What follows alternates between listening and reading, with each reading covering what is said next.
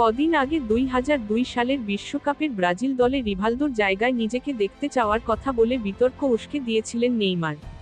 সেই বিতর্কের রেশ থামার আগে এক সাক্ষাৎকারে ফুটবলের অন্যতম সেরা কয়েকজন তারকারা সঙ্গে নিজের তুলনা করেছেন এই ব্রাজিলিয়ান তারকা।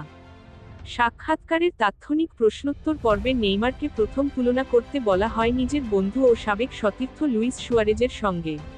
প্রশ্নের উত্তরে নিজেকে এগিয়ে রাখার কথা বলেন আল হিলালে খেলা এই ব্রাজিলিয়ান ফরোয়ার্ড।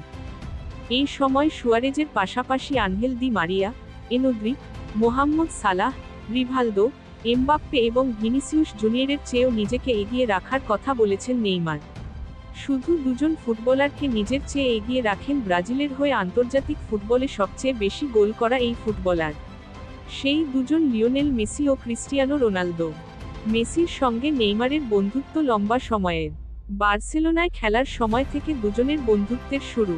এরপর পিএসজিতেও একসঙ্গে খেলেছেন তারা। শুধু মাঠে নয়, মাঠের বাইরেও দুজনকে একসঙ্গে ঘুরতে দেখা যায়, যেখানে তাদের সঙ্গে দেখা যায় আরেক বন্ধু লুইস সুয়ারেজকে। তবে তুলনা করতে গিয়ে সুয়ারেজের চেয়ে নিজেকে এগিয়ে রাখলেও পিছিয়ে রেখেছেন মেসির চেয়ে। এই তুলনার আগেও অবশ্য বিভিন্ন সময় মেসিকে প্রশংসায় ভাসিয়েছিলেন নেইমার। সাম্প্রতিক মন্তব্যটি মূলত তারই ধারাবাহিকতা।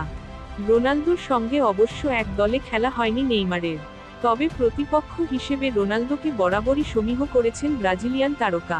পাশাপাশি রোনালদোর লম্বা সময়ের ক্যারিয়ার ও অর্জনকেও হয়তো এড়িয়ে যাওয়া সম্ভব হয়নি নেইমারের পক্ষে। ফলে নিজের সঙ্গে তুলনায় পর্তুগিজ মহাতারকাকেই এগিয়ে রাখলেন নেইমার।